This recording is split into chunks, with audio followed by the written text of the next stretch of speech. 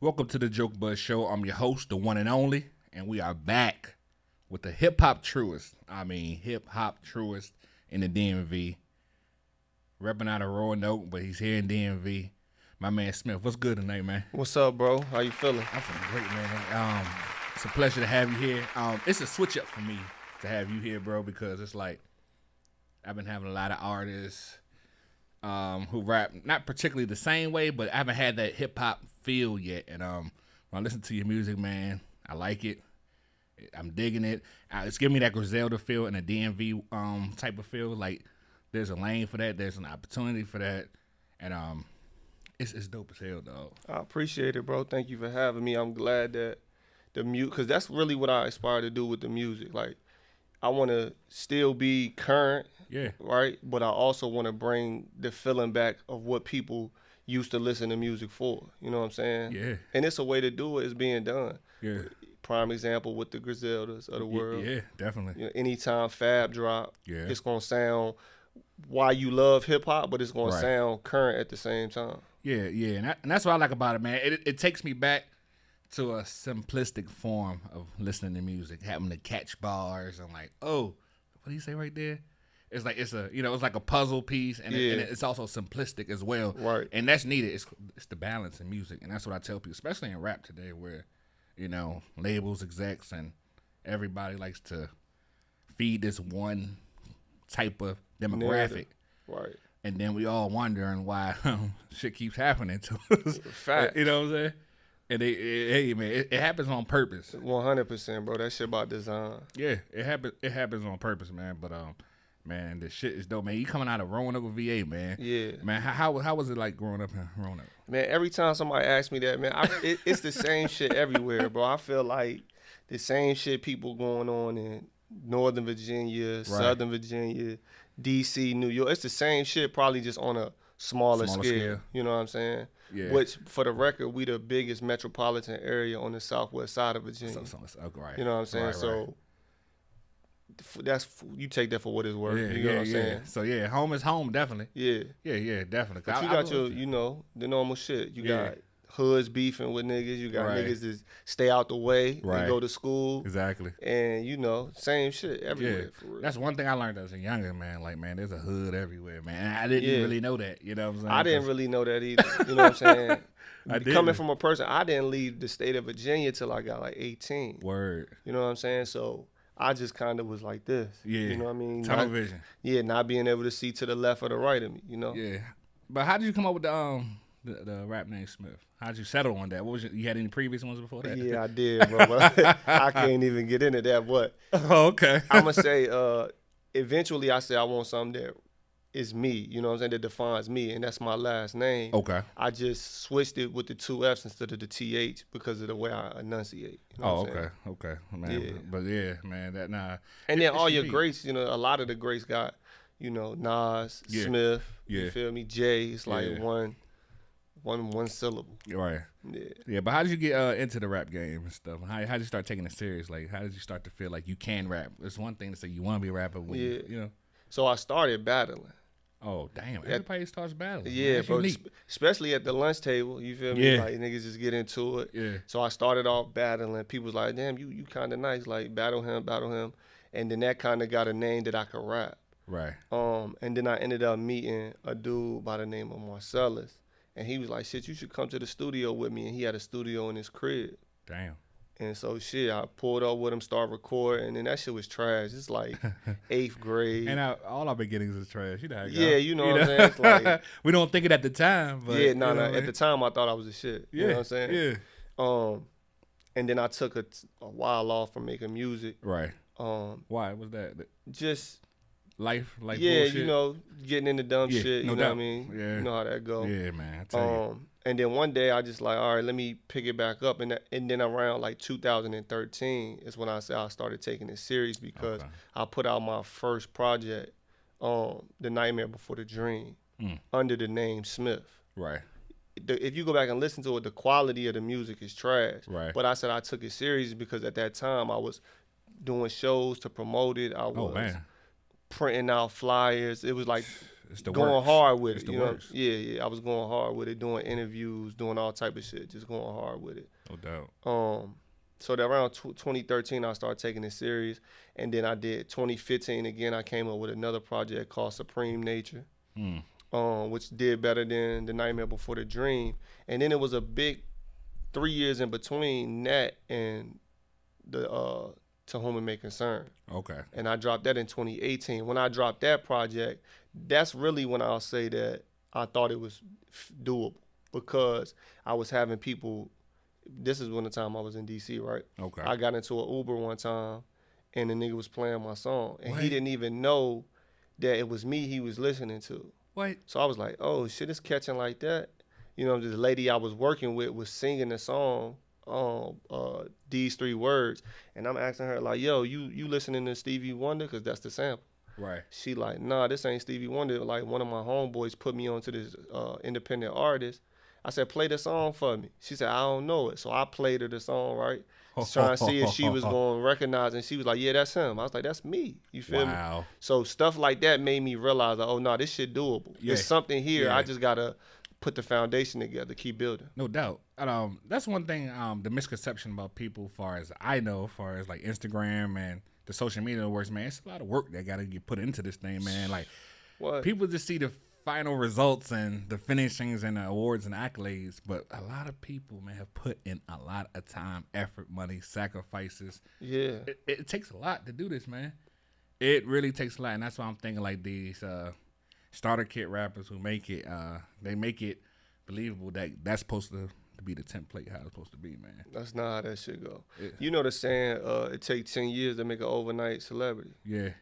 So yeah, that's real shit. It's 10 years of work you don't see before you see that person. Man, that is crazy. Yeah, for sure. Because everybody think like, man, you just hop on and it's like that. As soon as you drop a video on YouTube, you gonna go viral, and now you popping doing shows throughout the country. Yeah. How was your performing? How did when you first did your first performance? How did that make you feel, man? It was dope, but looking back, I was trash. Right. Like, no stage presence. Exactly.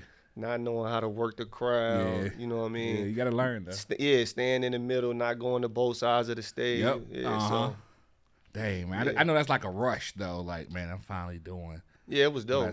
It's a lot of nervousness too. Oh, I bet. So, you know what I'm saying? Standing up in front of people who don't know the record. Oh, and don't know you most likely. You know what I'm saying? So man. It's like, how I'm supposed to win this person over? Oh man, I could only imagine when they finally call your name and the DJ playing or whoever plays your record. Like, man, this is it. This is it. Yeah. That's exactly how. But yeah, because I'm just wondering, man. Maybe what 100, 200, maybe 500 people. The first show I did, damn, how many people was there? It was an auditorium. I was in college, matter of fact, my freshman year. So it was probably maybe like 200 people there. Damn. It was like a talent show. Yeah. Yeah. Yeah. Damn, man. So that shit was crazy. Yeah, like, and that's you gotta get them reps in. Now. Yeah, for sure. You definitely gotta get them reps in when it comes to performing and things like that. Cause I was talking to somebody about it, and I was like, man, that's like the icing on the cake where you get to perform all the things you do in the studio. It's like one thing to have that song, but to perform and convey it to a crowd. Yeah. Then you start to see the difference in artists as you become a fan of those, and you go to see them. Cause like you can go to a certain concert and you don't feel how the record makes you feel. Right. Like, oh man, I thought it would be more than that. But right. Because certain records, they don't translate to live performances. Yeah. Which makes you think, I guess, from a creative perspective, like how will it translate at the show? Yeah. Definitely, man. I just tell you, man. It's levels to it. Like you said, making records, getting known, recognized, then performing, and it's so many levels to being an artist, man. But one thing about this area now, man, a platform being built, man, I know somebody's probably going to have a big time showcase sooner or later. Yeah. And people going to put it on because now it's like relevant around here. Like, yeah, for sure. People doing their thing and people are noticing, and you got all these sites popping up, me with a podcast. Like, people are putting people on notice. Like, look, man, something going on around here, man. Yeah, for sure. Yeah. One thing I'll say, like, to go back to the performing, if an artist is going to pay to open up for another artist, make sure it makes sense for your brand. Right. A lot of people would, like, tell me about Boosie coming to town, right. or Dolph would be when he was performing and shit like that. Come Right. and do a show. But I'm like, for my brand and the type of music I make, Right. it don't make sense. Yeah. You get what I'm saying? So Yeah. just be aware of the type of music you make and the type of audience that you trying to, that's gonna best fit your music, your demographics. Yeah, I think Gilly and them said they had did some type of concert for Talib Kweli. I seen that too, yeah. bro. I was like, that don't even make sense. It did. And I was thinking, like, how y'all get linked up with them to do that? Like Talib talking about, black empowerment, and y'all niggas is talking about black destruction. Hey, and that's the thing. Like, you just don't know what you don't know. And that's why you got to have a team around you. For sure. That knows, because you probably not even thinking like that. You probably just chasing a little bag. Yeah. You might be looking at it for exposure. Or just the exposure, the opportunity. Yeah, some exposure as far as getting connected with a whole new fan base. Yeah, but yeah. man, you got to know all these steps, man. There's so many steps, man. I know sooner or later, I know like the development side of the rap game as far as with big labels are kind of diminishing, but people need to know things, man. It's a lot you got to know, man. And I think that's to the detriment of music and the artist. Yes. Because, one, to your point, like, there are certain things the artist not going to know because we thinking from a creative perspective. Does the music go? Yep. If it goes, then let's put it out. But, you got to know about publishing. You got to know about marketing. There's so many different things that I don't even know about. Yeah, so, you know what I'm saying? It's a lot of avenues. Taxes. Oh, man. Next thing you know, you paying out the yin yang for this, that, and the sample clearances. Yes. All type of shit. Yeah. Yeah, definitely, man. But speaking on your latest piece, man, Flowers Project, man, it's tough, bro. I appreciate it. It seems like you've been doing it for some good amount of time, and it's like a culmination of like your experiences and like or getting more experience in rap, and it's like a complete project, man. How did that all come together? Like, when did you start thinking about making this, and how you come up with that name? So when I initially thought about Flowers, it was the rose from the concrete theory. No doubt. But then I just really started to think about black people and flowers. So it's like I looked at us as like flowers. We grow in some places that you may not know would produce this type of, happiness, product. Joy, this, what I'm saying, this beauty. Yeah, feel me? But definitely. So just touching on, and then another piece of it was, they always say give people their flowers while they can smell them. Right. So that's one aspect of it, but it's also sometimes like you the shit, right? Your podcast is it. Yeah. Even though it may not have the platform. Exactly. So that means they can't give you the flowers, so you got to give yourself the flowers. No doubt. See what I'm saying? So it's like a culmination of that type of thinking that maybe just go in and put songs together. You know what I'm saying? How'd you go through with the picking the beats and the production on it? So what's your process on that? Yeah, so I got a couple producers that I work with. Okay. Darrell Banks, Mr. Alexis, A. Millie is another one. So typically they'll send me a few beats. I'll say, hey, I'm about to start working. So they'll send me like a beat pack. Right. I'll go through them. Right. Pick out the ones I'm gonna end up writing to. Right. And once I get like the first song and get a concept for the album, I'll just start building around it. Right.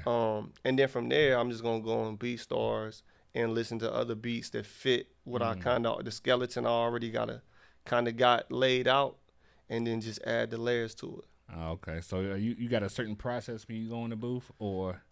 But when I go to the studio, bro, everything is written, rehearsed. Like I just go. You ain't wasting time. Nah, and I don't like going to the studio with people.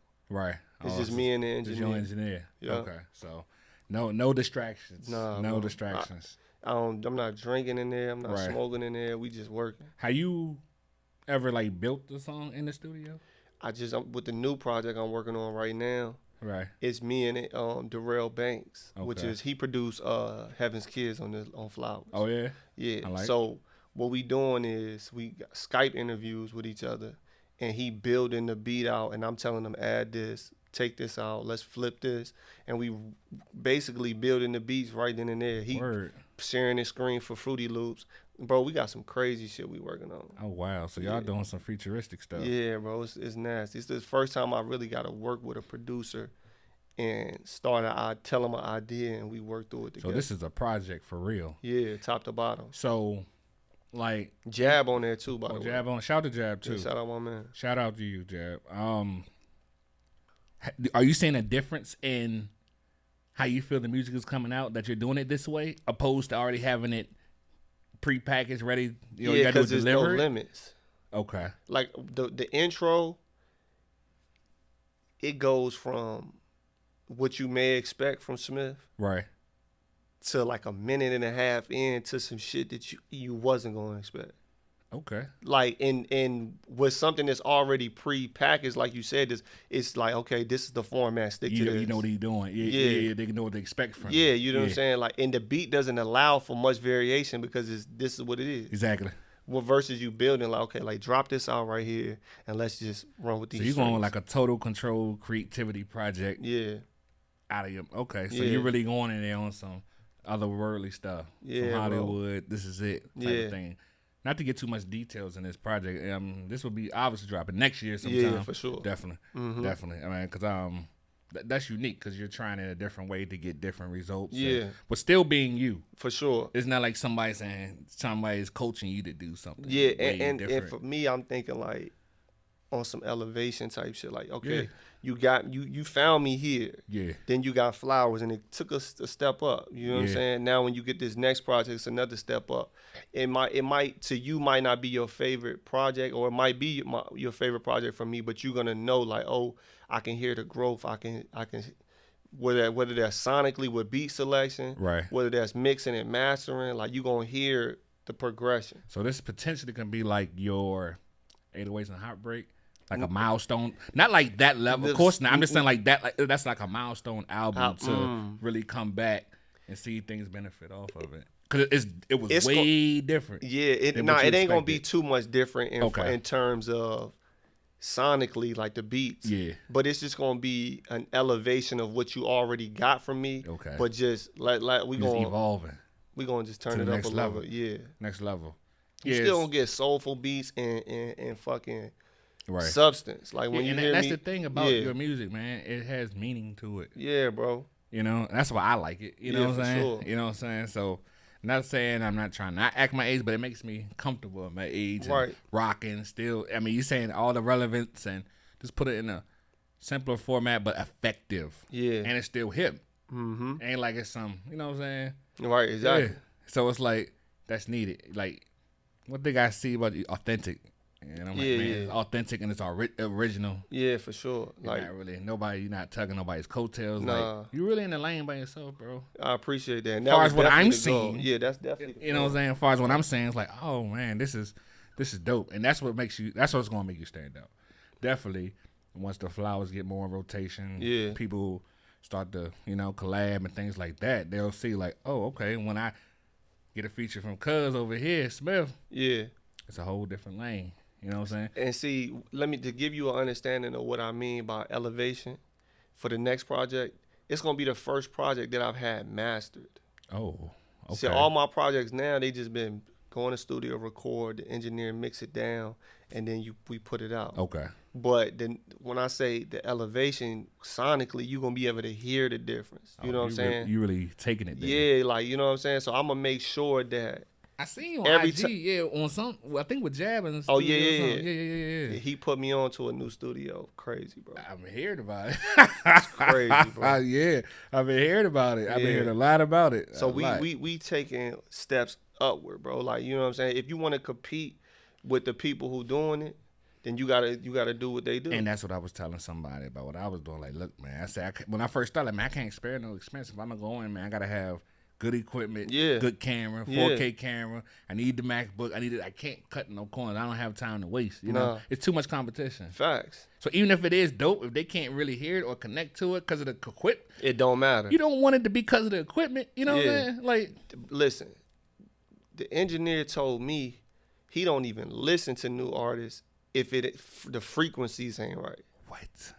So, like, that let me know, one, he got a trained ear, first and foremost. Yes, sir. And two, people with trained ears hear shit and see shit differently. Yeah.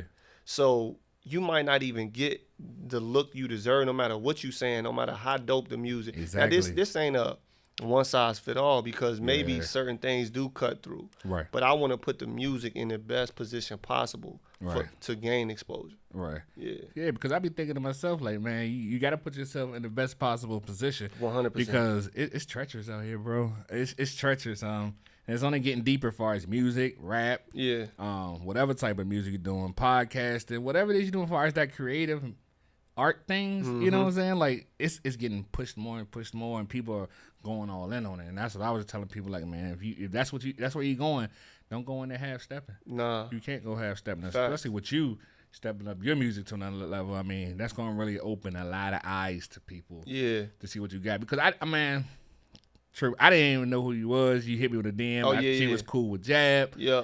I had to go back and listen to your music. Let me check cuz out. Yeah. Not saying I didn't know, but I'm like, I come away blown away. Like, damn, he's dope, but in a whole different lane. I'm like, man, yeah, this is some good stuff. So that's like, dope. If you can already get that off of people, once you step your plethora of production and music up, cause like, you know what I'm saying, like, you're only gonna get better how much you work on it. You know, if you really want, if once you work on it, you'll get better. And I always keep that in my mind. You know, so people gonna hear it, man. What some music other artists you like to listen to? Who the fuck do I listen to? You talking about like in the local Virginia? Nah, in the industry. Oh, in the industry. The regular people, bro. The regular folks. Let me see. I fuck with Kendrick. I fuck with Cole. How you feel about that split he doing with TD? Shit, I'm for it, bro. Yeah. You want to know why? I think he said 17 years he was with them. Like he been with I didn't know that. He's been down with them for a very long time. I think he said 14 years. I said, man, that's 14 years a long time, bro. And listen, bro, it's about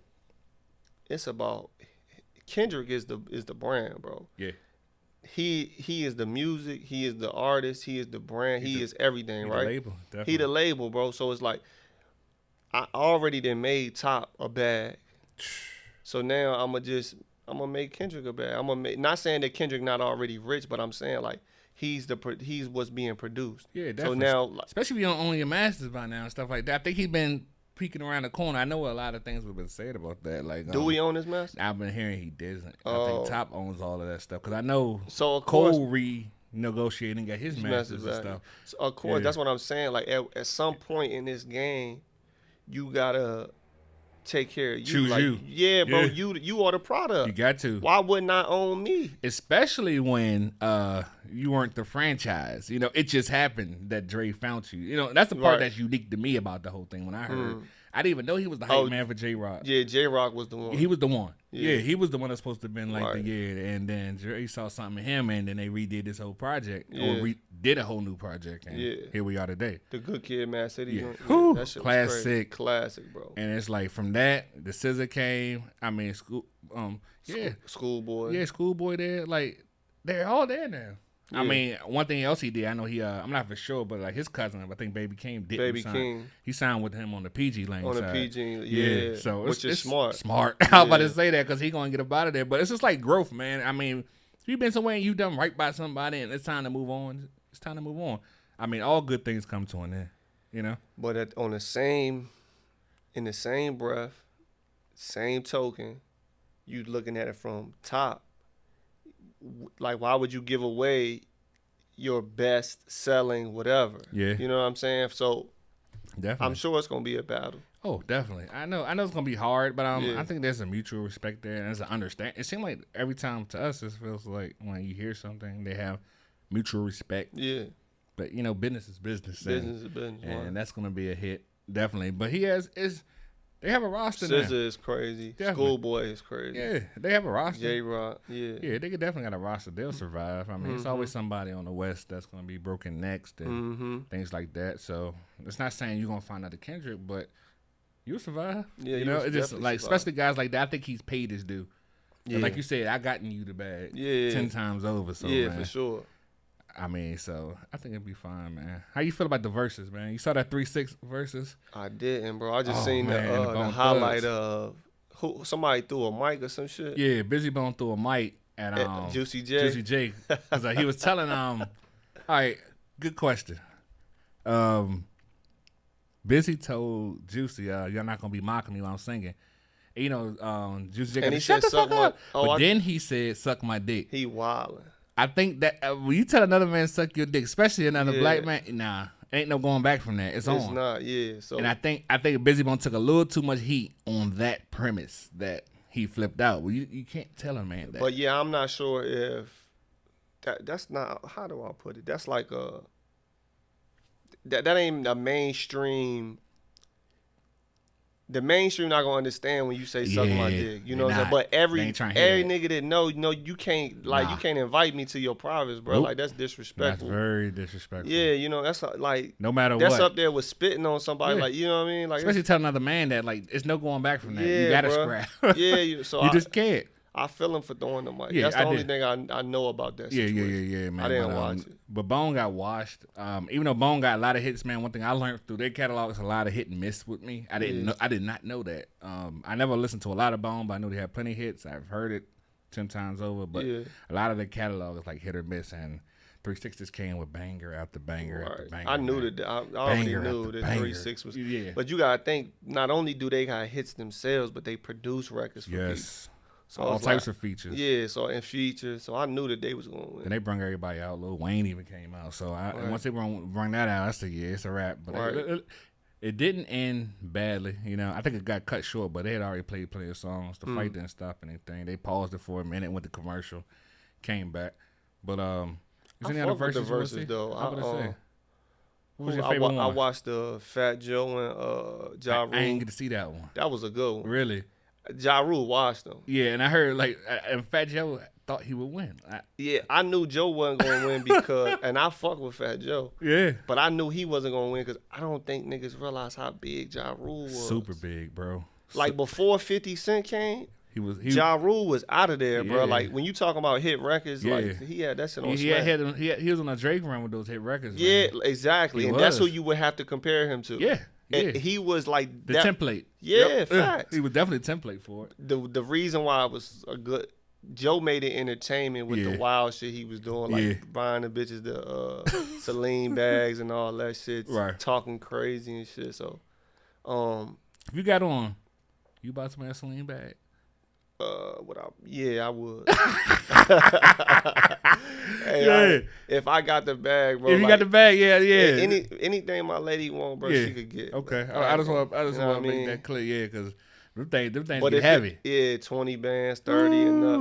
I would. Birkin, Celine. If I had it like that, bro. Definitely for your lady, definitely. Yeah, but for like a mistress or some shit, nah. Yeah, we can't fuck around. I'm telling you, man, it gets deeper than waters, man. I'm trying to tell you, man. We can't fuck around. Not at all, man. After you spend a couple on your chain, and your trips with the homies, everybody got to fly out. Yeah. The bills add up, man. But who would you want to see in like a versus though? Damn, that's a future versus. So I'm gonna give you one that's never gonna happen. Good. And then I'll give you one that's we can break it down, definitely. I probably would want to see. I would want to see either a Ye versus Drake, or a Ye versus Jay. Okay. You know what I mean? Like I don't think either one of those would happen. Nah. But that would be, you know what I mean, some fire shit to see. It would be.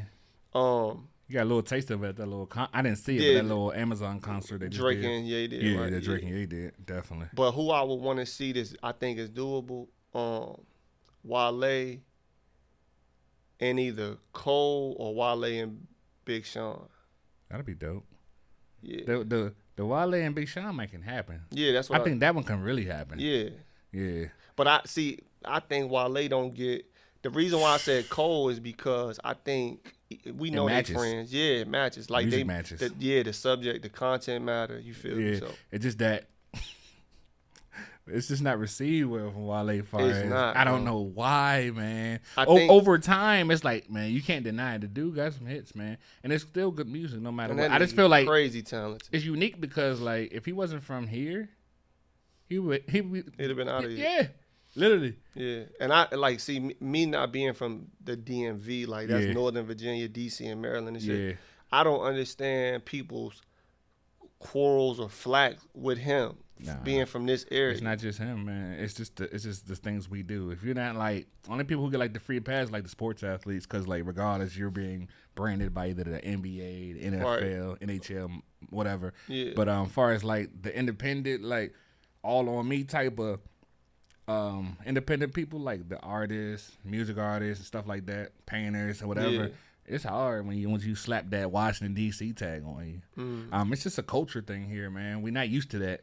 You know, we used to being entertained, not having entertainers. And my man Black Cobain was saying that, like, man, it's something people are not used to. And, you know, we just got to get out of that mindset. And of having people in the industry that's artists? Yeah, that we should be supporting our own. But ain't Maya from here? Yeah, but it's like. Genuine, ain't he from here? Kind of, sort of. Oh.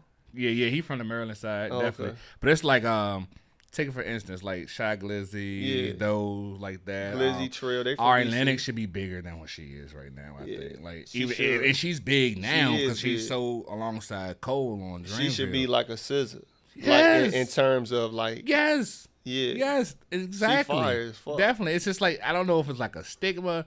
But, like, we don't want to recognize ourselves on TV. I think, I don't know. It's just, it's like a culture thing here. Like I say, if you're in the NBA or the NFL, you're good. That check coming. You're on TV each week or daily or every other day. That's good. But whenever relied on, like, social media. And I thought that they thought that he didn't represent DC the way they feel like DC. Yeah, that was at a point, but at one point he repped with DC. They say you're not from DC, so he went back to the Maryland side. Yeah, and like it's just like a tangled cobweb here. We'll make some shit up here to have a reason, right? Not you know what I'm saying. But if we just look at the fine print, that's also why I kind of feel like the Virginia shit is now getting accepted because from a long time out, from my understanding, you correct me if I'm wrong, like. DC wasn't really rocking with nothing else besides DC. Not Northern Virginia. Yeah, and so I can't speak for Maryland side, but Northern Virginia, like yeah. So now I think those barriers have been broken. Yes. The internet. Yes. Then you got artists working with different artists. Yes. People getting money with different sides and shit like that. So now I think that's why the spotlight on Virginia and Northern Virginia in particular. And while they had a big hand in that, especially when years back when he was signed Cobain, and made so it was cool, Northern Virginia getting that stamp right there. So when things like that started happening, people started opening up to the inkling of us, we're gonna be all right. And plus with the pandemic that happened recently when DC clubs are closed down, people were coming to VA. So that helped, like, okay, yeah, it is the Commonwealth, but it is fun out here. It's still women out here. Yeah. They'll slide out here in VA. They just don't want to be seen out here. Like, this is like some type of stigma, you know. But it's watered down now. But like you're saying, like, Wale would definitely, if he was relocated another area, would be bigger than what he is. I just don't know what this about. It's hard. I mean, to be honest with you, bro, he already big. He is. Like, so I think, I'm not going to say he would. I just think for whatever reason, he not revered as the type of artist that maybe a Cole or a Big Sean is or whatever, for whatever reason that is. But the nigga talented beyond belief. Definitely, man. I want to see Lil Wayne versus Jay-Z. I think that should be crazy. The Carter battle should be on. That should be fire. You know, I really think Wayne is. Come on, bro. Man, Wayne crazy. He's the best. He's personally the best of my time. Like, as far as what I grew up with, you know, I'm going to give it to him, man. The consistency, the hard work. Wayne being 14, bro. coming in, and I mean, if he can just get another second one in this game, come out with a couple more fire albums, man. Whew, he makes it hard. He makes it hard, man. But I really think you put Jay. The battle of the Carters would be crazy. What? Throw that. Now you could take that whole concept they did with Dipset and Locks, which was dope at the Madison Square Garden. Man, and the Locks washed them niggas. Crushed them. But even if they having a quarter of the whole arena, Jay and Wayne gonna sell the whole thing out. You bring out the Rock, you bring out a Cash Money reunion, a Rock Nation reunion. Yeah, that'd be I mean, a whole full out concert out the joint, and that'd be dope, man. Like, I think it needs to happen. I really think that would be. I didn't think about that. That'd be tough. Yeah. I don't got Jay doing it. Jay not doing it. Nah, bro. But if it could be Jay, you had to put Wayne and I don't want Wayne versus. I don't really want to put Wayne against nobody else if it can't be him. Honestly. See, I think Wayne and Ross would be crazy, but I didn't agree with the Ross and 2 Chainz. Right. They just had to throw something together, which it was a fun versus though. Yeah, it was. It was. But I just don't think. But Wayne would have to 2 go Chainz against T.I. had the catalog. Wayne, for Ross. You saying Wayne and T.I. or T.I. and Ross. T.I. can't fuck with. He can't. Wayne. Nobody can. But to put a show on, T.I. got some hits though. He do. He had a hell of a run too. When he was on, he was on. Yeah, he had a run for sure. He definitely had a run. So I mean, but Wayne would probably bow. He knows he's been chasing Jay-Z forever. You know what I'm saying? You know. So I would want to see. And that. then they had their little beef. Yeah. Kidnap your bitch, get that how much you love your lady money. That's the Wayne. Baby money. Yeah. Yeah, definitely, man. It's just it opens up a lot of eyes, but it's just sad that a lot of current artists in the mix are not going to do it because they're going to feel like they have way more to lose than to gain from it. Because whoever loses, ticket sales may go down. Well, I mean, I don't think there's no losing in the verse. I don't think so either. That's not how they thinking. Because even the people who lost, your streams going up because you're going to remind people like, oh, shit, he did drop this. But then I'm looking at it like that. Anything, like those managers, them lawyers, those labels, they look at, yes, man, it's like everything. And you don't even have a chance to even like, whoa. If we being honest, bro, Versus then gave a second win to a lot of niggas. Yeah. Yes, and people beating down the doors to get in there. And, they're getting paid. For sure. And that's the dope part. Versus is the reason why Kiss and the Lox made Ye album. Exactly. Look how those things link. You know what I'm saying? And it's really put Jadakiss up in that hierarchy. It pushed him up a tier to make people, sure it did. especially in my eyes. I didn't know he was that good. Like he went from very good to great to me. Like I didn't know he was like that. Kiss like, he I didn't know it, and I was like stunned. And you know what? And I hate to say this.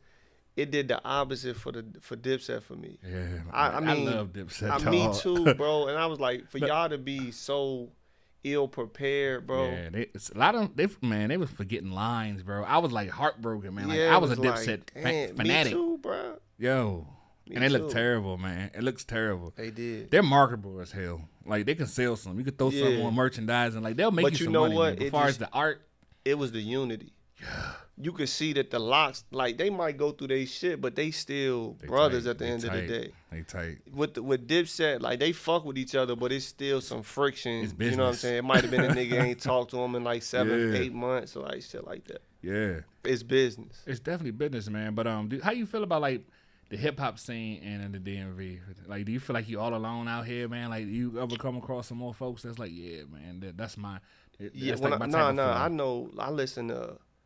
Bro, from the top of Virginia to the south to the 757, all over Virginia, right. I'm listening to artists, connecting with different artists. No doubt. That I feel like spit. And what I'm realizing is Virginia got talent, bro. Yeah, man. We just don't have big platforms like for lack of better terms, like a Breakfast Club or a Sway in the Morning or something that's pulling people up like, come do this, come spit, come...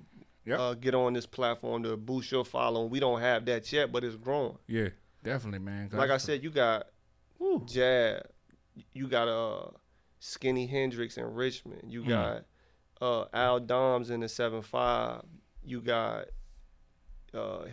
Huey Supreme, my fault, in the 7-5, Fawn and Roanoke. It's just a lot of different people, bro. Man, that's making real music. Yeah.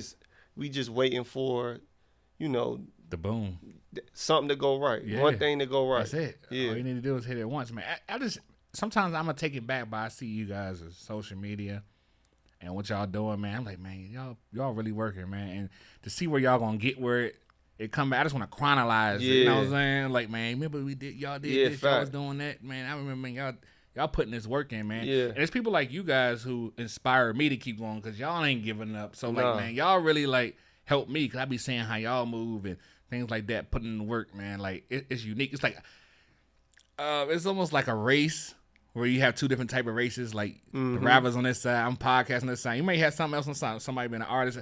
And I can see y'all. We running different races, but we still running together. You know what I'm saying? So 100%. It's like, damn, like, I'm with y'all, man. Yeah, for sure. We on the same highway. Yeah, definitely. Fact. It's just a different lane, man. It makes you feel good when you see people working and getting it the right way. Ain't nobody stepping on nobody's toes, nothing like that, man. Yeah, another gym is like network horizontally versus vertically because it's hard to reach somebody who up here. Very but hard. it's easier for me to get in contact with you or you to get in contact with me because we on the same level. Definitely. But it's not to say where you might take it. Yeah. This podcast could take off tomorrow. Right.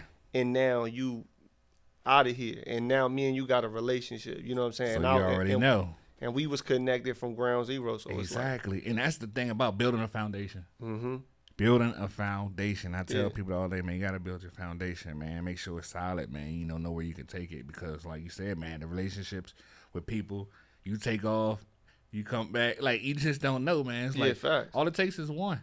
100%. That's all it takes is one shot, man. And but people seem like they're enjoying it. I'm having not come over too many people in their lives where I felt like, dang, man, you just really want to get a money grab. You know, people are like enjoying their craft. They're enjoying making their own studios and going to other studios or putting this money here and that. It's like you're really enjoying it. Yes, it's a task. Yes, it's going to stress you sometimes. For sure. And yes, it's going to be tough, but you're finding ways to enjoy it. It's like beauty in the madness. Yeah. You know, you're finding beauty in the madness. And I know I struggle with that a lot. Like, I always have to tell myself, man, it's a marathon. It is. You got to understand that, man, and you got to persevere through these things, but also enjoy. OG told me, I think yesterday, he was like, man, enjoy the process. He's like, man, enjoy the journey. Yeah. He said, 'cause once you get up to the top, man, there's nowhere to go but down. Facts. You know, it's nowhere to go. So that stress of just sustaining that, it's gonna drive you crazy. Yeah. You know, for sure. And I've heard that from a lot of people who are successful. And the bag gonna come. Yeah. Definitely, man. I just feel like if you're not all for the bag will come, man. You just got to find some genuineness about what you're doing. Facts. You know, right. Something about it has to be genuine because that genuineness or that authentic original drive in you is what's going to keep you going. Yeah. Not that I possibly can have some real money one day. Yeah, that's not going to keep you going. Nah. You got to, like you said, you got to have a passion. You got to have some type of love for what you do because Definitely. When the money not there, you gotta have something to keep going. Man, what? And you'll be spending more money. Facts. And the thing about it, a lot of people don't know, bro. Rapping is expensive. Yes. Especially when you talking about a one-man band. Where you pay for beats, you pay for studio time, you pay to get it mixed, you pay to get it mastered. Oh. You pay for videos, you pay for blogs to post it, you pay for PR. You know, it's all you fuck around spend 10 bands and not even touch nothing. So that's like on an average independent artist right now coming up in the game. So they spend at least 10 bands a project, you would think? Nah, I don't think people spending that much, but because a lot of people probably don't go to studios to record their shit. Right. So that's going to cut your costs right there. Once you buy the equipment, you straight. Yeah. But, I mean, if you're going to do it right. It could cost you anywhere from $5,000 to $10,000 a project. Yeah. If you're doing it the right.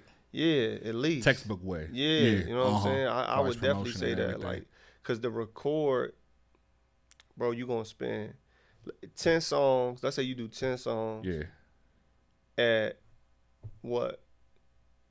How much? Let's say you spend for 10 hours of studio time, $1,500. That's just to record it. Goodness.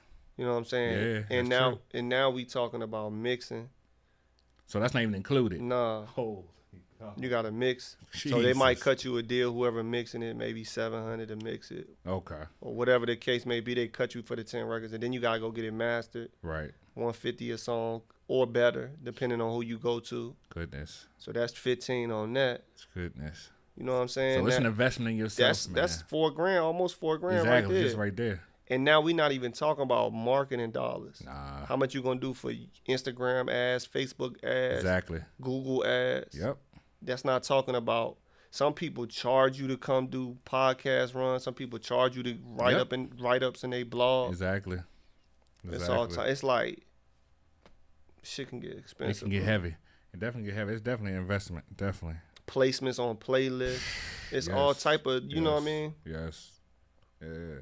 Heaven's Kids. Yeah. Entertainment, man. It's your label. How you come about with all of that? Man, honestly, unique name, by the way. I was talking to my cousin years ago, and I told him, I was like, he's like, man, you need something like to put behind, you know what I'm saying, in front of the music. Like, it can't just be Smiff. Like, what you, and he was telling me about the name Heaven's Kids, and I was like, yeah, and I started to think about it.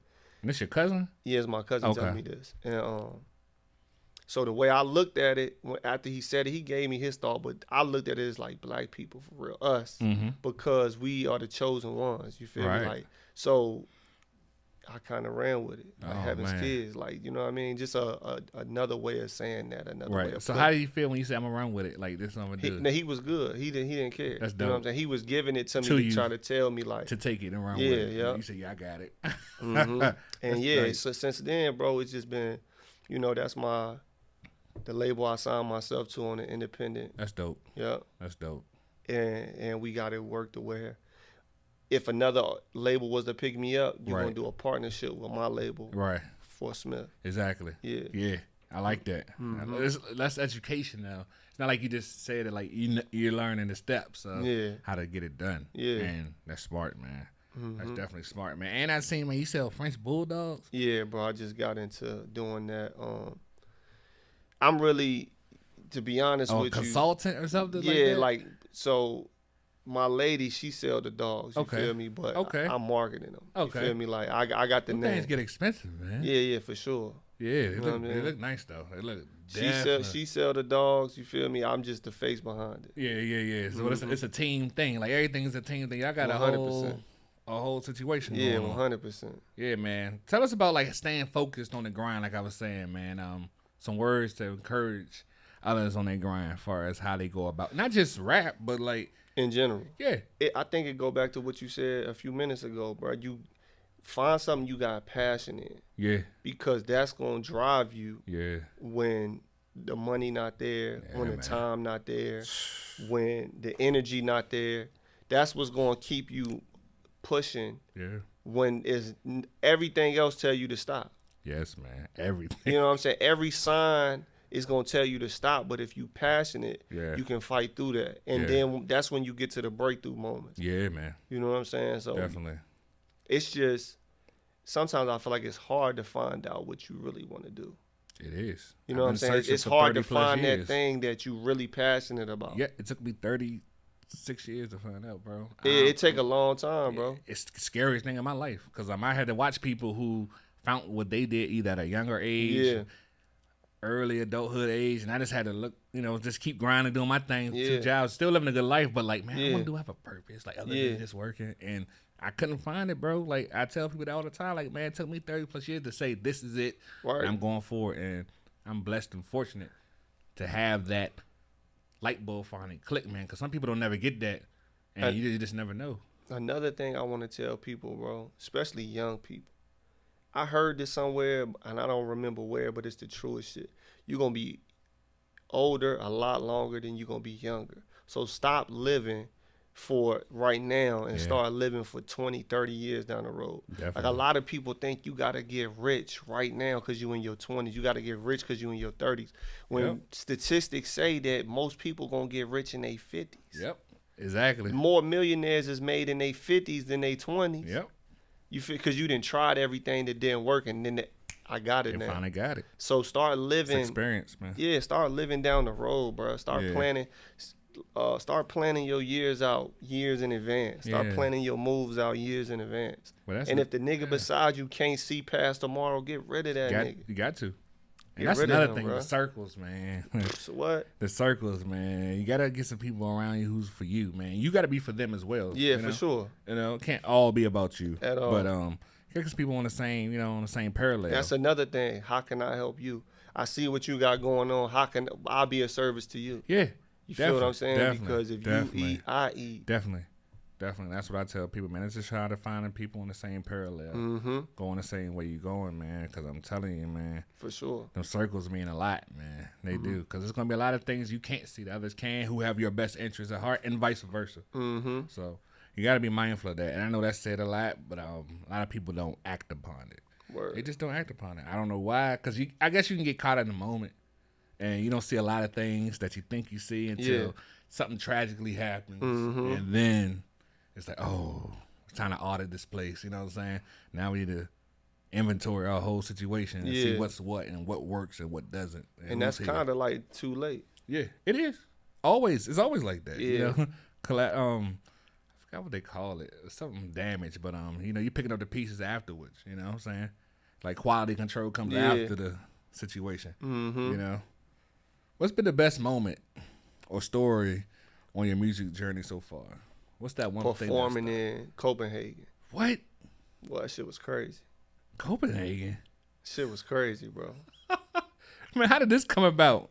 So, like, real shit, just the Nipsey method. Like, when I started listening to Nipsey Hussle, I started listening to Nipsey in, like, 2011. Wow. Before niggas was even fucking with him. Right. And he would just always say shit like, fuck the middleman. And I'm like, you know what I mean? The more you listen to him, you thinking it's not just no trapping shit. It's really whatever it is you do, go straight to the source. Yeah. Right? Right. So you always trying to find people to put you on to shows. You need like someone to book shows for you. So right. I just took that approach one day and started contacting people overseas, sending them my EPK, saying, yo, I'm trying to perform. Wow. And I sent it to people in France. I sent it to people in London. I sent all over, anywhere, Switzerland, all over the globe, for real. Word. And then they reached back out like, yo, we want you to perform at the Urban House. What? I'm over there. They paid for shit and everything. Word. Yeah, you know what I mean? So put me up in a hotel, food. That shit was crazy. How was that experience? This is obviously your first time over there in Copenhagen, right? Yeah, out the country for sure. Yeah. Over in Europe in general, yeah. Bro, that shit was mind blowing, to be honest with you. I bet. And I'm not going front, like it was just this crazy performance, right, with a whole bunch of people there, because really it was a small venue. But just the experience in itself, like the people in the front row, like right here by the stage, was from Paris. Wow. And they didn't even really speak English, like, and they was like, yo, put your Instagram in. Like, it was enough communication for that. But, you know, and they downloaded it off Spotify, the album and shit. So wow, it was crazy, bro. Dang. So how long you stay over there? I was over there for in Copenhagen specifically, like 4 days. Okay. 4 or 5 days. And then I went to London after that. Oh, that's dope. Yeah. That's dope. Yeah, we made a whole little shebang out there. Damn. So you let the whole... Look how music is taking you so far already. Yeah, that's what I'm saying, bro. Like, and little things like that let you know it's possible. You know what I mean? Like, it lets you know where you can go. And after I did a show over there, when I look at my analytics, Copenhagen always pops up on in my analytics. Damn. Apple Music, Spotify. Damn. So it's just like shit like that is real. I see, and it's like you said, man, cutting the middleman out and going straight to the source. That's dope. That's dope. I mean, that's big. Yeah, that's definitely. I mean, even the lady listening to my music at work and she had no idea. Yeah, those type of moments take you back. You know it's like, damn, what type of shit? You know what I'm saying? Yeah, because the unique thing about me so far, like I hear a lot from people's parents who I interview, and like they're so happy seeing their child in a spotlight like that. Like they can link. Yeah, brother, that's big. Like, it is. Somebody saying they want to interview you. Yeah, and you sitting down. You feel me? And then like your people checking you out. That shit fire. Yeah, when you think about it, and I didn't think about it like that. And like you just throw it up on the phone, the TV, and people just sit back like, dang, that's my child. Like doing something positive, and I'm having that type of platform, man, can share that light on people, man. That really brings joy to my heart. It lets me know it's more than just about what the money and what you deem a success, man. Like you really helping people's lives. You helping connectivities, and so that lets you know, man, you're doing something right. And that's the part that really pushes me, man. Like out of this world, man. Every time I hear these good reviews from parents or relatives or seeing their people or vice versa, it's like, man, it makes me feel like I'm Andre the Giant or somebody. Like, this is awesome. Like, bro. This is important because you would be considered a dot connector. Yeah. You feel me? Like, you one of the pieces to the puzzle. Yeah, definitely. You know what I'm saying? Like, that's what make it so vital for real. Yeah. You know what I'm saying? Because somebody, not only that, right, it's something positive, but somebody going to be watching this and be like, damn, who is Smiff? You know what I'm saying? If he having a conversation with him, all right, let me go click the link in his bio. Exactly. And vice versa. I'm going to post you, somebody going to be like, damn, I ain't even know Smiff was on this podcast. Let me go click the link in his bio. And that's how it's supposed to work, man. And that's another thing, man. Matter of fact, that's on the segue in there, man. I was talking about, man, sharing the plug. Yeah. Man, this is a big issue with the black community. Gilly just was talking about that. Like, man, we have to start doing that more, man. Like, sharing the plug and networking with each other, man. Stop being scared to talk to each other, man. Like, man. But you know where that come from, bro? Oftentimes... Us being us. Nah, but black people be feeling like it's only, and it's the way America made it feel like it's only space for one of us at a time. It's not too many of y'all coming through. And that's how they really carry it. So yes. From that perspective, you could see why somebody wouldn't want to be like, all right, the Jokebudd podcast. You feel me? Like, you know what I mean? You gonna share it with select few versus being loud. Like, yo, nah, go fuck with my man. DM him. He cool. You know what I mean? So definitely. We got to get out that mentality, we also got to build. We got to build infrastructure for us. We do. Because you don't have to act like that when it's us. Yeah. You get what I'm saying? If this is what they call like the chitlin circuit. Yeah. You see what I'm saying? That would be unique, man. But that's what the chitlin circuit was. Yes. Because it was only a few of us that could go over there and perform. Exactly. But everybody could hit the chitlin circuit. And that's how everybody was getting on. Yeah. The chitlin circuit. Yeah. Then you'll. So that's what we got. Yeah. That's what we got to do. That's what this is. Unique. That's what I am. That's what you are. We a part of the chitlin circuit, and you know what I mean? That's dope how you put that, bro. Yeah. I ain't think of it like that, but you're right. You're definitely right. Jab put me on. I'm like, okay, let me reach out to bro, introduce myself. Yeah. No doubt. And that's how it worked. That's exactly what we're doing, man. We're making our own way. You know, we're waking up, man. Yeah. I'm trying to tell you, man, we're waking up, and that's the thing, man. Like, there's people who doing like the clothes, man. And it's just all things about, man, people doing music, podcasts, art, you know, people doing real estate, taxes, preparations. Like, people are waking up, man. Black folks waking up. For sure. It's going to take time. We know it's not going to happen overnight. But, man, I just think, like, one of the best things that happened to us, it's not the tragedies that happened during the pandemic, but the eruption of, like, the black pride we took after all this, back and forth on the social forum, man.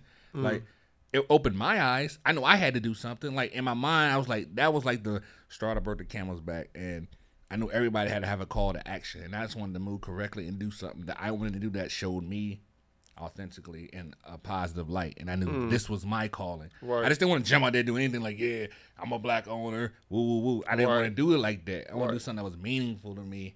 And something that's sustainable. Yeah. You know what I'm saying? No matter what. No matter how far it goes, it's going to be sustainable. Yeah. And it's just like, I found it. And I'm thankful for that moment. I hate that with the tragedy that happened with George Floyd and others, and Breonna Taylor, but it really opened my eyes. Like, man, you can't keep just, you know what I'm saying, existing in a sense, you know? Right. And I was like, man, it's just time to step your game up and do something impactful for your people where people can see you in the light. And now people, man, you wouldn't believe at least 6 or 7 people who are starting a podcast based off of me. Like I see you doing it, I want to do it too. Like, that makes you feel some type of way, man. No matter what your reason for doing it, and that's not none of my business on a deeper end. But to know, like, I inspired you, and you like, man, if he can do it, I can do it. Yeah, that's dope. Yeah, you know what I'm saying. I'm gonna give this a try. I'm gonna do this, and it's like, cause like people inspired me, and just like I said, man, it goes back to square one, man. Like, when I see y'all doing y'all music thing, man, and I know y'all are up against a lot of competition, and y'all 100% are still, you know what I'm saying. And the reality of it is that the competition don't necessarily matter in any field, because look how many loaves of bread it is. Look how many boxes of cereals it is. I mean, it's whatever it is that you do, it's something. Yes. It's a market for it. You know, it's not going to ever not be a new shoe to come out. You're right. Because it's going to be new feet. Always. You feel me? It's always going to be a lane. You just got to find the demographic that what it is that you do, that you cater to. Yeah, definitely, man. It's just unique that you guys pick. Yeah, not only that, but you guys pick the most dangerous profession and the most popular profession at the same time. So I'm still going to make it. It's only dangerous if based on the shit you talk about. That's true too, but at the same given time, man, you know, like you listen, we don't hear, and I'm not saying nothing don't happen to these rappers, but it's less likely. Like, yes, it is. When you thinking of Wale's, Big Sean's, Big Crits, who else? Most Def, Talib, all the people that we named, Cole, Ken, but the thing is, it's really like the power of the tongue. The shit you put out there, you spinning bins, you know what I'm saying? You shooting ops, you smoking such and such pack. That energy you putting out in the air, bro, that shit will be met. It is, man. It's that shit will, will be greeted with that shit. You definitely will. So it's like, and I'm not trying to deter you from talking about it. If that's what you live in, that's what you live in. Yeah, but just know that that shit will meet you at the front door, bro. It definitely will, man. But it's not like trying to group everybody. But like, no matter what, like, a rapper is a rapper. Nobody, you know what I'm saying? Like, you're grouped together no matter. And that's what people. No, you are. And that's what J. Cole was talking about him and Lil Pump. Like, no matter what, we both rappers, man. You know what I'm saying? But so the issue isn't that you're a rapper though. It's not. The issue is the demographic. Yeah. That's what people like. That's what I was saying with the Boosie show. Yeah. I fuck with Lil Boosie, No right? doubt. But I know that the people that listen to him 9 times out of 10 don't listen to me. We cater to 2 different audiences. Exactly. And the danger is when you got to go get paid. Yeah. Because I forgot who was speaking on it. It might have been DJ Paul, maybe. Oh, he yeah. was like the places that he had to go get paid. Like some of the spots that he went in. Yeah. It might not have been DJ Paul. Matter of fact, it was Bun B. Oh, wow. He was like, bro, we had to take straps to go get paid. To get the back ends and stuff. To get these back ends and some of these holes in the walls. Like, oh, boy. I'm pretty sure Cole ain't having to do that. He probably doing college tours. When he just getting on. I'm not talking, now he's doing arenas and shit. Exactly. But I'm talking about starting off. He probably doing smaller clubs, Howard Theater, like venues like this. Yeah. Like Square Biz. You feel me? Yeah, Square. You're not definitely. gonna have to go into no small ass smoked out, strapped hood. up. Yeah. You feel me? Like to where, get that check. Nah, bro. You not, and that's where the element of danger is at. Not saying you don't gotta be on point when you go grab a bag somewhere else, but No doubt. I'm just saying like. Listen, you gonna manifest the energy that you putting out. You had to be aware of that. Definitely. Somehow, some way, that shit gonna come back to you. It's gonna come back to you, man. No matter how big or bad you may think you are, or even on another scale, like some niggas really be with it. But I'm just saying, exactly.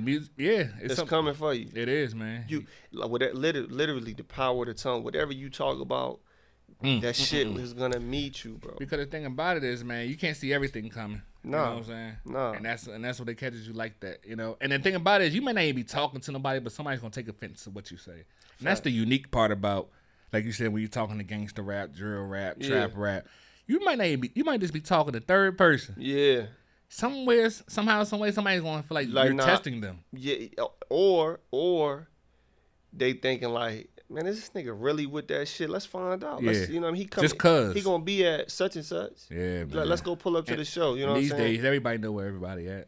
And then a lot of the times, right, whatever show you going to, you iced up. Yes. And don't know a lot. And niggas who starving really don't give a fuck who you are. Nah, like, you know what I'm saying? But we know he probably got a couple bands on him. He iced up. We about to take that shit up off him. Straight up. You know what I'm saying? We're gonna take that shit up and off. And then it happens that quickly, man. Because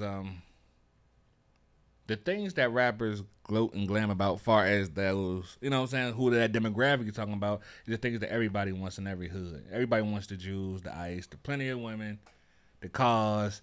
And it's not enough for everybody. Right. And like you said, man, they're not going to let a lot of people through the door with that. So there goes the give and take of the situation. But like you said, man, but you're definitely right with the street talk. Like, you know, I think Big Sean said something recently. I think he was like, you know, he goes to the movies by himself with no security sometimes. But he said, but I'm from the street, but I'm from the hood, but I'm not street. That's not my path I chose. So I don't have to look over my shoulder as much as somebody, right? Yeah. And it's the truth, bro. Yeah, like definitely is. You like I forgot who I heard say this. I think it was Sue Surf, but it's niggas that's from the livest block in America who not with nothing that's going on in their neighborhood. Yeah. And them dudes is good once they get out of that. You know what I'm saying? Of course, if you a known face, like he from here, we beefing with them, even though he not with it. But once you make it out of that, if he was the pop as a rapper and he don't associate with the bullshit, you feel me? He gonna be straight. Yeah, definitely. Yeah. You know what I'm saying? That's what Big Sean is. Yeah, that's what he's saying. Like, I'm from the east side of Detroit or wherever the fuck he from in Detroit. In Detroit, we know it goes down all the time. You know what I'm saying? It's that's not hidden information. Who's like your favorite rapper? I don't really. I used to have. Who inspired you to rap then? Oh yeah, it's a lot. I was like, gotta be somebody said, man, I'm gonna get like that. The first CD tape I ever had. What's your favorite album? Let's start there. My favorite album. Can we do that? Or we gonna come back to that one? Damn, that's a tough We got question. a couple of them. Yeah, man. All right, let me just tell you, the first album that I thought was just crazy, bro, was Drag-On's The Opposite of H2O. Okay. That shit was wild. Yeah. Then I ended up getting but that was the first tape I ever got was the Biggie Ready to Die? Nah, it was a single joint. It was the Juicy joint? It might have been the Juicy joint. It was all the joint. Oh yeah, that facts. It was that joint. That's the first tape I got. Then the first CD I got was The Opposite of H2O. That album was fire to me. Yeah. Then after that, it was DMX's The Great Depression. You know what I'm saying? Yes, Slept On. Yeah, that shit was fire. Slept On. So, like, those are like the first projects as a kid. I was like, when the Biggie joint came out, I was probably like 7. Yeah. You know what I'm saying? Like, when when Drag shit came out, I was probably like 8. I was a kid, 9 or something like that. So, that was like the first project that I got that I was like, okay, this is something here. Yeah. But then when I started studying music and really fucking with music, it was all Dipset shit. Dipset. Everybody loves Dipset, man. Bro, Dipset was crazy. I loved them to death, man. Yeah, Dipset was crazy. I tell you, man. Wayne around, like, come on, bro. Yeah. Wayne was like it. Yeah. From probably like 04 to like 2012. That was a heck of a run. He was going crazy, bro. Since Go DJ came out, after Go DJ came out, everything he did after that was fire. And you can't forget the Squad Ups. I said I ain't really. I would. What? After it was Go DJ for me. Really? Yeah. Yep. I might have missed all the Squad Ups. Man, because that was like in the impasse. That's when Juvie left, BG got locked up, Turk ended up getting locked up, Manny Fresh and it was up and down. It's like it was just him and his the Lights Out album. One of them albums, 500 Degrees, I think, flopped. One of them albums flopped, and it was in some dark days for Cash Money. Then he collected that group with Gutter and them. Yeah, I don't think Currency was there yet. Now he was a Young Money. I was a little bit later, but man, he bring all them squads up, man, and it just started. Man, it was a whole different thing. Once that Go DJ, but then Go DJ came out in between that, and then led up to the Carter One and shit like that. One nigga said.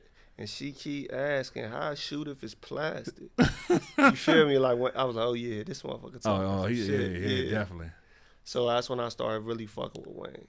So Wayne was like the inspiration. The Carter 2 might be my favorite album, bro. That's unique, man. Like, the Carter 2 is phenomenal. It's one of my favorites, too. It's definitely my top 5, man. It's not my number 1. My number 1 would definitely be the rap album that changed my life. Yeah, was 400 Degrees, Juvenile. I had not heard a complete project like that really like took me into the world of New Orleans. Yeah, probably been too gutter, but it showed me the fun side, the trap side, the hood side, the homie side. It showed me so much, and that the production by Manny Fresh to paint that picture. That's like, interesting. I never heard nobody say that. It's so unique, man. Especially with all that New Orleans. Oh man, it might be the opposite of H2O then, because that was the first. Like he had a line in there. He said, "Should I get upset if I see a nigga laying in his sweats with blood coming out his head like sweat, knowing I could be next? Or what about all the babies that ain't fully born that's less fortunate? Or like that man walking with one arm?" So like when he started saying this, I'm thinking like, yo, as a kid, I'm listening to this shit like, what the fuck am I listening to, bro? Like, he's saying some shit. So I think that was the first time music ever like woke me up to like start paying attention to what's going on around me. It's unique, but music is powerful. Music is powerful, bro.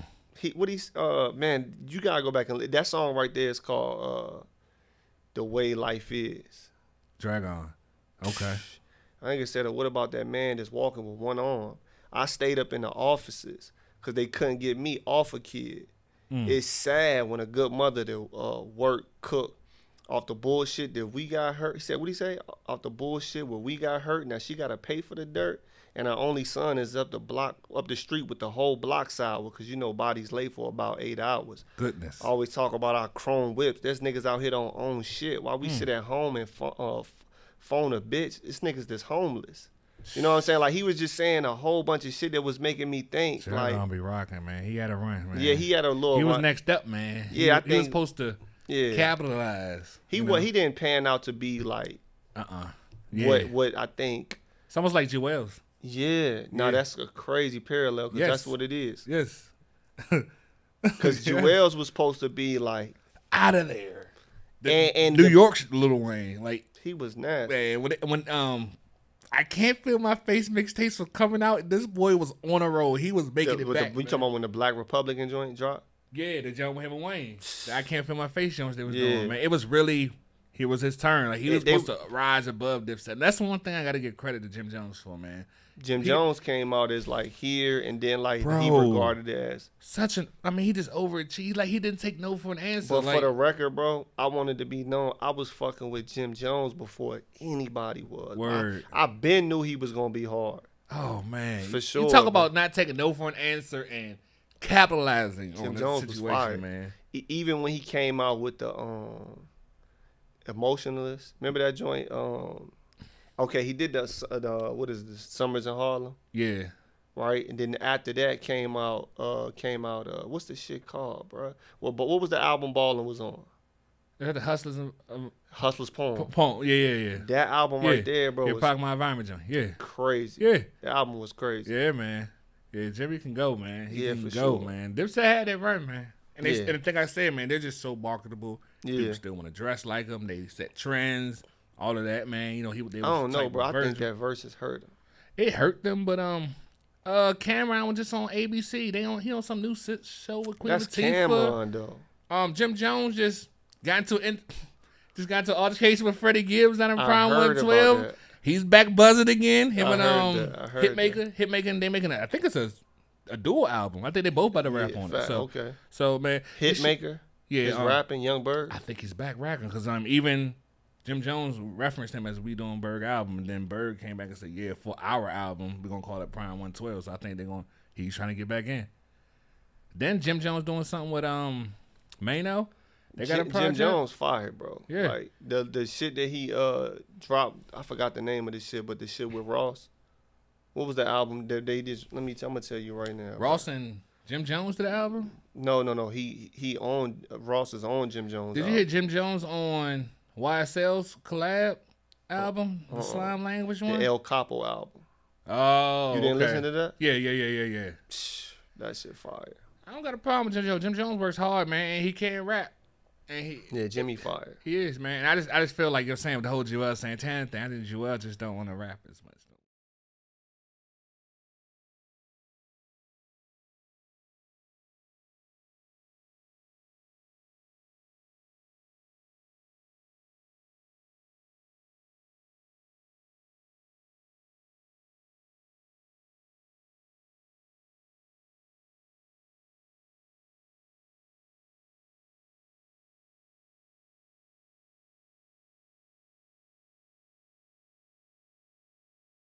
With a group, man. But like I was saying, man, my favorite album all time definitely had to be Juvenile's 400 Degrees. It just took me somewhere and to a place I always wanted to see. And I finally went to Mardi Gras, I think, right before the pandemic. Like, I think it was top of 2020. So, man, that album right there, like, I liked it. I love Busta Rhymes' Extinction Level Event. That did something for me. Yeah, that shit was fire. Man, so it's like certain ones like this, music, like, holds a placement in time too, because you can listen to something, you can remember where you was at that time when you first heard it. Kanye's College Dropout. Was crazy. Definitely crazy. Kanye got some great albums. Outkast, Speaker Box, Love Below.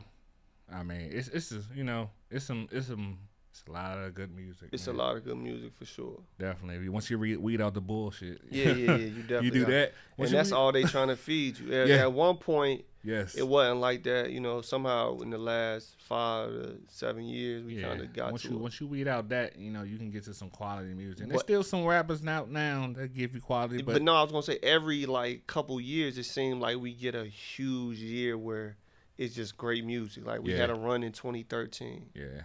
We had a run in 2016. Now, not for nothing, bro. 2021 been a great year for music. Yeah. I thought we was gonna end with we got Ross, Kendrick album too. Cole, Wale, Drake. Did I say Ye already? Ye. Ye, Big Sean. Yeah. We got a lot of fucking people. I don't think Baby dropped, but it carried in. Lil Baby. Lil Baby. Yeah. I think it's a 2020. I think Sean's was too, but it carried in. Yeah, it carried in. Yeah, Nas dropped. Come on, bro. Man, I think Nas dropped album of the year. I tell you, man, that King's Disease 1 was heavy, man. I'm happy he finally got that Grammy. But King's Disease 2 is tough too, and it's deep. I'm wondering would they give it. I mean, he's nominated again. So I don't know if he's gonna get it. I don't know if they're gonna do the back to back, but man, he need a him Grammy and Hitmaker. Hit Boy. I mean, yeah, Hit Boy. My bad. Make a great combination, man. Hit Boy having a legendary run right now, bro. After being blackballed, man, by your man Ye, so everybody stay away from him, man. So for him to bounce back, he didn't work. The first record I heard him do was the Nipsey joint. Racks in the Middle with Roddy Ricch. Then he came and did Nas King's Disease 1. Right. Then he did Detroit 2. Right. With Big Sean. Then he did King's Disease 2. He just produced a joint with what's my man from Maryland? Corday. Oh yeah. And Wayne. Yeah. He did records with Big Sean with the Big Sean and Freddie Gibbs joint. Yeah, but Hit Boy still had some things with Drake too. He might have got some shit with Drake like this nigga. I don't think recently, but I remember he having a run, bro. Yeah. A legendary run. I think he had a verse. Hit Boy and Boy Wonder had a verse. He did Benny the Butcher's album. Yeah. Yeah. Like he having a run. Yeah, bro. He's in the zone. He might gotta be producer of the year for that, man. I mean, he stayed consistent and killing it. And with the not saying the hard work counts all the time, but he has a hard work to show for it on that side too. So it's just like, man, he's really he's really on it. What was him and Ye about? The tag thing. Back when Watch the Throne came out, he wanted to put his tag on it. Ye said, he produced that? Yeah, not all of it. I think it was on No Church in the Wild. Oh, okay. Yeah, I think No Church in the Wild he produced either that one or Niggas in Paris. Either one, he wanted to put his tag on. He didn't put his tag on it. And then he saw people like Metro Boomin, DJ Mustard, Mike Will Made It, put their tags on, and then they blew up over him. He said, man, I had to watch these cats jump and leapfrog over me all because they had their stuff tagged, so everybody knew where to go. And they told me not to do it. But then Jay turns around and on Life of Pablo, on Jesus, Take My Hand, whatever, Metro Boomin is on there, and it said, young Metro don't touch you, I'm going to shoot you. Them Beautiful Morning drops. That's when he felt ultimately disrespected because, that wasn't your stance then. But now, Metro Boomin has his tag on it, and that's when they got into it. Jay started shying people away from him. Now I don't work with him. So he bounced back from a lot, man. And, Jay word is gold no matter how much people say about him, whatever. They respect him, and they listen to him no matter what he does. So shout out to Hit Boy, man, for persevering through that because not many people gonna make it back from that, man. I'm trying to tell you. Yeah, you back on the couch. You know what I'm saying? That takes a lot to come back from. To have a legend. You know what I'm saying? Put the word out that you ain't good at business. So you know how it go. It's just the business, man. It's just the business. It's just the business, man. But this thing is growing, bro. I'm telling you, man. But back on the DMV scene, man. I think, man, you're gonna be a staple here, bro. Like, I appreciate it. I think we haven't seen the best of you yet. His best is yet to come. I'm here. I'm excited about this new project, so you got to keep me in the loop. Yeah, I definitely want to hear something about the joint, man. So, man, this ain't gonna be the first time or the last time you're here, man. I just appreciate you coming out, taking time out your day, yes, sir, to shed light on your path and where you at today, man. We're gonna do it again, man. But we're gonna get up out of here, man. Tell everybody where they can reach you at, man, because you got the link tree, you got everything, man. On Instagram, Smiff _HK. On Twitter, Smiff540. On YouTube, Smiff540. And if you go to the Instagram, everything is on the Instagram, bro. Definitely, cause don't worry, I'm gonna go ahead and tag it up. So you already know I'm gonna get you straight, dog. But I just want to let everybody know, man. You got more music coming. Please check out Flowers, man. It's a complete project. Yeah, link in the bio. Man, it is a complete project, man. You will enjoy it. Take a little ride and just listen to it, man. It's soulful, man. Everything good, but the production, the samples, the wordplay. He got some tracks on there, man. Once you hear what love is, that's my I'm shit. telling you, man. What's up? Hold on, man. What's up? You still doing do a video for that? Yeah, I'm gonna definitely do a video for sure. Okay. We just finding the models right now. Okay. Yeah. So that's coming. Yeah. Hey, for sure. yo. Winter vibes. We gonna have that. I'm telling you, dog. Yeah. That's gonna be dope. A man. lot. And the crazy thing is, I got that joint on a playlist, and it just kind of shot up there on my analytics, and I realized like, nah, the way it shot up was faster than any other song off Almost the look like a glitch. Yeah, so I'm thinking like, bruh, I definitely got to get a visual for this. I told you, dog. I mean, yeah, I got to get a visual. I mean, I like the whole project. Like I said, it's a complete project. But it's when you hear certain stuff, you're like, you know, it just make you get that look like, I don't know, you know, but this is something, like it's one of those ones, man. Like I can't wait for people to hear that with love. I appreciate you. It's very, very good. Like it got the radio feel to it. You know how people back in the day, man, gotta sound good for the radio. Yeah, bro. Yes, it do, man. I even wish like I had like a little mini radio joint where people listen to. Man, I'm telling you, that joint gonna be played though. I can't wait for the video, dog. Yeah, the video, bro, is gonna be fire. Like the concept, we're gonna do like a couples therapy type vibe. Yeah. You know what I mean? That'll be dope. Yeah, that'll definitely be dope, man. People need to hear that, see that. Yeah. Because what's going on in that song goes on in everybody's daily life. And that's the shit I try to paint with the music. Like, yeah, this might be my personal situation, but I'm putting it in a way that I know you're gonna be able to relate to it, whether you man or woman. Yes. Because the woman gonna hear the song and feel every emotion that she, you know what I mean, that you supposed to feel, and the guy is too, the man is too. Man, all I'm gonna tell y'all, man, check it out and be on the look for the video, man. But we're gonna get up out of here, man. Smiff, I appreciate you coming through, brother. Appreciate you, bro. I feel like I done gained a brother, man. Yes, sir. Man, it was great meeting you, dog. This won't be the last time, man. And next time, we'll be back on episode 16, so you can always find me at Broken Studios, somewhere broken. Peace.